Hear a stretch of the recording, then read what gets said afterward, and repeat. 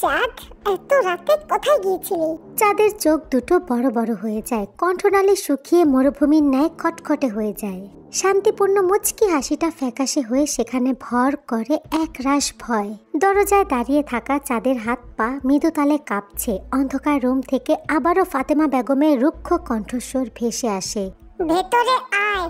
চাঁদের প্রাণ পাখিটা যেন ছটফট করে ওঠে, দুর্বল পা ফেলে রুমের ভেতরে প্রবেশ করে। ফাতেমা বেগম দরজা বন্ধ করে দিয়ে লাইট জ্বালায়। ঘরের আরেক পাশে শান্তা দাঁড়িয়ে আছে। শান্তাকে দেখেই চাঁদ বুঝতে পারে ফাতেমা বেগমকে শান্তা জানিয়েছে। শান্তার চোখে মুখে টিপা হাসি দেখে চাঁদের খুব খারাপ লাগে। মানুষের ভাবিরা কত ভালো হয়, আপন বোনের মতো থাকে, তাহলে তার ভাবিটা এমন কেন? শান্তাকে দেখেই চাঁদের খুব ঘৃণা লাগছে। ফাতেমা বেগমের চোখে মুখে আগুনের ফুলকি বের হচ্ছে। জোরে জোরে শ্বাস নিয়ে সে বলে, কথার উত্তর দে চাঁদ। চাঁদ জিভ দিয়ে শুকনো ঠোঁটটা ভিজিয়ে নেয়। কথা বলতে গিয়ে টের পাচ্ছে গলা দিয়ে কোনো কথাই বের হচ্ছে না। সে বহু কষ্টে বলে, আম্মা, আমি। চাঁদ কথাটি শেষ করার আগেই ফাতেমা বেগম বলে, টয়লেটে তো যাসনি, তাহলে কোথায় গিয়েছিলি? চাঁদ অপলক তার মার দিকে তাকিয়ে আছে, মনে মনে জোৎসই উত্তর মেলাতে পারছে না। চাঁদকে চুপ থাকতে দেখে ফাতেমা বেগম এগিয়ে আসে, হাত দিয়ে শক্ত করে চাঁদের মুখটা চেপে ধরে। কথা বলছিস না কেন, নির্লজ্জের বাচ্চা? গলা চেপে ধরাতে চাঁদের কথা বলতে সমস্যা হচ্ছে। সে শুধু বলল, আম্মা। চুপ! প্রেমের সাথে দেখা করতে গিয়েছিলি, তাই না? চাঁদ চুপচাপ ব্যথা সহ্য করে নিচ্ছে, কোনো প্রকার কোনো কথা বলছে না। চাঁদকে চুপ থাকতে দেখে ফাতেমা বেগম শরীরের সমস্ত শক্তি দিয়ে চাঁদের চোয়াল চেপে ধরে। চাঁদ মুখে রক্তের নোনা স্বাদ পায়, ব্যথায় কুকড়ে গিয়ে স্বীকার করে। চাঁদের কথা শুনে ফাতেমা বেগম চাঁদের মুখ ছেড়ে দিয়ে টেবিলের কাছে রাখা বিছানার ঝাড়ুটা হাতে তুলে নেয়। চাঁদ ঠোঁট উল্টে কেঁদে দেয়। চাঁদ অনুরোধ করে তার মাকে তার একটু কথা শোনার জন্য, কিন্তু ফাতেমা বেগম কোনো প্রকার কোনো কথা শোনে না। শরীরের সর্বোচ্চ শক্তি দিয়ে ঝাড়ুর আঘাত করতে থাকে চাঁদের শরীরে। চাঁদ আঘাত সহ্য করতে না পেরে ঘরের মধ্যেই ছটফট করতে শুরু করে। ফাতেমা বেগম চাঁদের চুলের মুঠি শক্ত করে ধরে। এত রাতে বাইরে কি করেছিস বল, অসভ্য মেয়ে। শেষ পর্যন্ত এত খারাপ হলে বিয়ের দরকার হলে বলতি, আমরা বিয়ে দিতাম, কিন্তু এই নোংরা কাজ কি করে করলি? চাঁদ স্তব্ধ হয়ে তাকিয়ে আছে। তার আম্মা কি বলছে কি এসব? সে আর তার প্রেম কি এতই খারাপ? প্রেম করে বলেই কি শারীরিক সম্পর্কটা মুখ্য ব্যাপার? মায়ের মুখে এমন কথা শুনে চাঁদের ভীষণ খারাপ লাগে। মাথা নেড়ে প্রতিবাদ করে বলে, না না আম্মা, তুমি যা ভাবছো তেমন কিচ্ছু না। আমি আর আমার প্রেম এতটাও নিচে নামিনি। চাঁদের ভাবি শান্তা পাশ থেকে বলে ওঠে, বললেই হলো। এতই ভালো যখন, তাহলে রাতের বেলা কেন দেখা করতে গিয়েছিলি? ফাতেমা বেগম চাঁদের মুখের দিকে তাকাতেই চাঁদ বলে, আম্মা, তুমি আমাকে বিশ্বাস করো না? না করি না। তুই আমাকে ঘুমের মধ্যে রেখে ওই ছেলের সাথে দেখা করতে গিয়েছিলি, তাহলে তোকে আমি কি করে বিশ্বাস করব? আম্মা, আমি শুধু একটু দেখতে গিয়েছিলাম। তুমি যেমনটা ভাবছো তেমন কিচ্ছু না।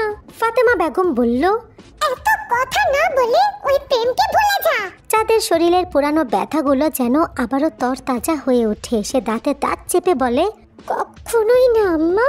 ফাতেমা বেগম রেগে যায়, ঝাড়ু দিয়ে আবারও কয়েকটা বাড়ি দিয়ে বলে, তোর আব্বাকে যদি ভালো করে বলতো তাহলে একটা কথা ছিল, কিন্তু এত অপমান করার পরেও তুই কিভাবে কথা বলিস? এই দিনটা দেখবো বলে তোকে জন্ম দিয়েছিলাম। চাঁদ সহ্য করতে পারে না, মাটিতে বসে কাঁদতে শুরু করে। ফাতেমা বেগমের হাত ধরে শান্তা বলে, থাক আম্মা, আর মাইরেন না। ফাতেমা বেগম ফসফস করতে করতে হাতের ঝাড়ুটা মাটিতে ছুঁড়ে ফেলে, তারপর রুম থেকে বের হয়ে যায়। শান্তা চাঁদের কাছে গিয়ে বলে, ইমার্জেন্সি পিল এনে দেব?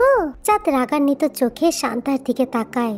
এত নিচু মনের কেন তুমি ভাবি? আরে আমাকে বল, আবার বাচ্চা টাচ্চা হয়ে গেলে তো ঝামেলা আমাদেরই পোহাতে হবে। চাঁদের শরীরটা ঘৃণায় রিরি করে উঠে। শান্তার দিকে তাকিয়ে রাগান্বিত কণ্ঠে বলে, বেরিয়ে যাও আমার রুম থেকে। শান্তা বলল, কেন রে? আমি চলে গেলে কি নাগরকে আবারও ডেকে এনে রুমে ঢুকাবি নাকি? হ্যাঁ, তাতে তোমার কি? কি আবার আমাকে আবারও ডেকে আনবো? তুমি আম্মাকে ডেকেছিলে তাই না? ডাকবো না? তুই নাগরের সাথে দেখা করতে গিয়েছিস আর আমি চুপ করে থাকবো? চাঁদের শরীরটা ব্যথায় কেঁপে কেঁপে উঠছে। সে শান্তার সাথে আর কথা বাড়াতে চাইল না। হাত দিয়ে দরজা দেখিয়ে দিয়ে বলল, বেরিয়ে যাও অসভ্য মহিলা। শান্তা চোখ পাকিয়ে দরজা দিয়ে যেতে যেতে বলে, কি অসভ্য মহিলা তা তো বোঝাই যায়, রাত বিরাতে বাড়ি থেকে বের হয়ে যায়, আবার বড় বড় কথা। শান্তা যাওয়ার আগে বাহির থেকে দরজাটি আটকে দিয়ে যায়। বন্ধ দরজার দিকে তাকিয়ে চাঁদের নাকের পাটাতল আবারও ফুলে ওঠে। ঠোঁট ফুলিয়ে হাত দিয়ে মুখটা ঢেকে ডুকরে কেঁদে ওঠে। সে আর ফিরে আসতে চায়নি, কিন্তু প্রেম তাকে জোর করে পাঠিয়েছে। এবার কি হবে? শরীরের যন্ত্রণায় তার খুবই খারাপ লাগছে। মুখটা কেমন যেন নোনতা নোনতা লাগ। থুতু ফেলে দেখে থুতুর বদলে তরতাজা রক্ত বের হচ্ছে। গালে হাত দিয়ে ফাতেমা বেগম যে চেপে ধরেছিল, সে ব্যথাটার তীব্রতা কতটুকু তা এখন অনুভব হচ্ছে।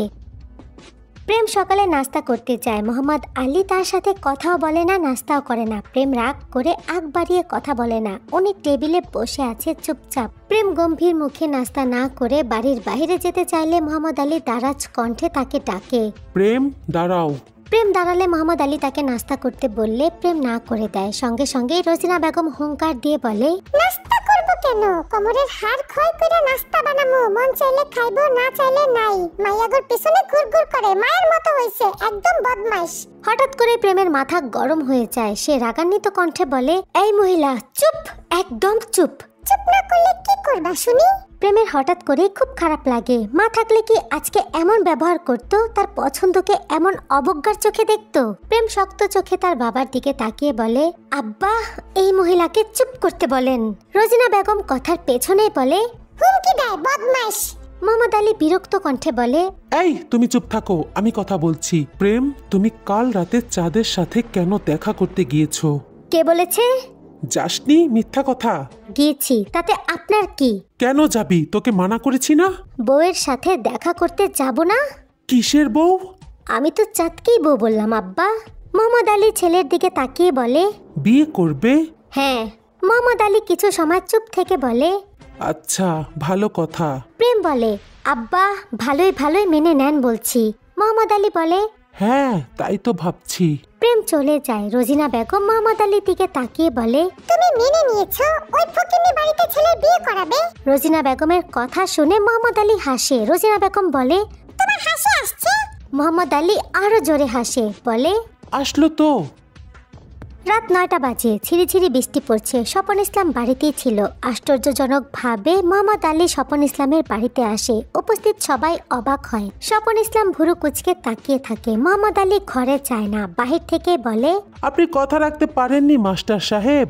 স্বপন ইসলাম নিজের মেয়ের বন্ধ রুমের দিকে তাকায়। মেয়ে তো বাড়িতেই আছে। তাহলে? মোহাম্মদ আলী বলে, আপনার মেয়েকে আটকে রাখার পরেও কেন বাবা ভাই বাড়িতে থাকার পর রাত 1টার সময় মেয়ে বাড়ির বাইরে যায়, নাকি আপনারাই মেয়েকে বাড়ির বাইরে বের করে দিয়েছেন? স্বপন ইসলাম নিজের স্ত্রীর দিকে তাকায়। ফাতেমা বেগম অপরাধীর চোখে তার দিকে তাকিয়ে আছে। স্বপন ইসলাম কিছু বলার আগেই মোহাম্মদ আলী আবারও বলে, মেয়ে সামলে রাখেন মাস্টার সাহেব, নয়তো হাত পা ভেঙে বাড়িতে বসিয়ে রাখেন। আল্লাহর রস্তে আমার ছেলেকে মুক্তি দেন, আসি। মোহাম্মদ আলী যেমন তুফানের বেগে এসেছিল তেমনি চলে গেল। মাঝখান দিয়ে চাঁদের টিনের ঘরটা লন্ডভন্ড করে গেল। চাঁদ রুম থেকে সব কথা শুনতে পেয়ে ভয়ে কুকড়ে গেল। স্বপন ইসলাম স্ত্রীর দিকে তাকিয়ে বলল, ও কি বের হয়ে গিয়েছিল? ফাতেমা বেগম চুপ করে থাকে। স্বপন ইসলাম মেয়ের রুমের দিকে যায়। ওনার ক্ষিপ্ত রূপ দেখে সবাই ভয় পেয়ে যায়। যে তুফান এসেছিল তার আঘাত সবটা চাঁদের উপরে আছড়ে পড়ে। কাতর চাঁদ আর শুইতে পারে না। চোখের পানি অঝরে ঝরছে, চাঁদ কাঁপছে। সবাই স্বপন ইসলামের কাছ থেকে চাঁদকে ছাড়িয়ে নেয়। উনি রাগান্বিত কণ্ঠে তার ছেলে রিপনকে উদ্দেশ্য করে বলে, রিপন, ঘটককে বলবি তাড়াতাড়ি সম্বন্ধ আনতে। এই জঞ্জাল তাড়াতাড়ি দূর করতে পারলে আমি বেঁচে যাই। প্রেম তখন রাস্তাতে দাঁড়িয়েছিল। চাঁদের বাড়ি থেকে নিজের বাবাকে বের হতে দেখে সে চিন্তিত হয়। চিন্তিত কণ্ঠে বলে, আব্বা আপনি চাঁদের বাড়িতে কি করছিলেন? স্বপন ইসলাম কুটিল হাসে, কিন্তু কোনো কথা বলে না। সে চলে যায়। প্রেমের বুকটা কেঁপে ওঠে। এক দৌড়ে চাঁদের বাড়িতে চলে আসে। ঘরের ভিতরে এমন হইচই শুনে সে নিজেকে আটকে রাখতে পারে না, সোজা ঘরে চলে যায়। চাঁদের এমন অবস্থা দেখে প্রেম বলে, আপনি ওকে কি করেছেন? প্রেমকে দেখা মাত্রই রিপন রেগে যায়। এগিয়ে এসে প্রেমকে আঘাত করে। একে একে কয়েকবার আঘাত করে। প্রেম শূন্য দৃষ্টি মেলে চাঁদের দিকে তাকিয়ে আছে। রিপন তাকে মারতে মারতে বারান্দায় নিয়ে যায়, ধাক্কা মেরে উঠানে ফেলে দেয়। প্রেমের বলিষ্ঠ দেহখানা ধপাস করে মাটিতে আছাড় খায়। ঝিরিঝিরি বৃষ্টির কারণে গায়ে কাদা মাটি লাগে। স্বপন ইসলাম বলে, রিপন থাম, এই ছেলেকে এই বাড়ি থেকে বের হয়ে যেতে বল। চাঁদ পা হেঁচড়াতে বারান্দায় আসে। অস্পষ্ট কণ্ঠে বলে, ভাইয়া আর মেরো না, আমার প্রেমকে ছেড়ে দাও ভাইয়া। প্রেমের চোখে পানি টলটল করছে। সে চাইলে রিপনের সাথে মারামারি করতে পারে, কিন্তু তার চাঁদকে পেতে হলে এখন বাড়াবাড়ি করা ঠিক হবে না। সে চাঁদের দিকে তাকিয়ে বলে, আমি আসবো, তুমি কেঁদো না চাঁদ। রিপন প্রেমকে ধাক্কা দিয়ে বলে, আর একবার আসলে পা ভেঙে ফেলবো, বের হয়ে যা। চাঁদ কেঁদে দেয়, ভাইয়া আর মেরো না। রিপন হুঙ্কার দিয়ে বলে, তুই ভেতরে যা বেয়াদব। প্রেম আর চাঁদ একে অপরের দিকে অপলক তাকিয়ে আছে। দুজনের চোখেই না পাওয়ার আকুতি, ব্যথা ভুলে একে অপরকে কাছে টানার ব্যাকুলতা। রিপন গিয়ে চাঁদের হাতটা শক্ত করে খামচে ধরে টেনে ঘরের ভেতরে ঢুকিয়ে ফেলে। প্রেম বুঝতে পারে এখানে দাঁড়িয়ে থাকলে চাঁদ আরো মার খাবে। অসহায় প্রেমিক সে, এই মুহূর্তে কিছু করার নেই, এক বুক আকাঙ্ক্ষা আর ব্যাকুলতা নিয়ে প্রিয়তমার বাড়ি ত্যাগ করা ছাড়া।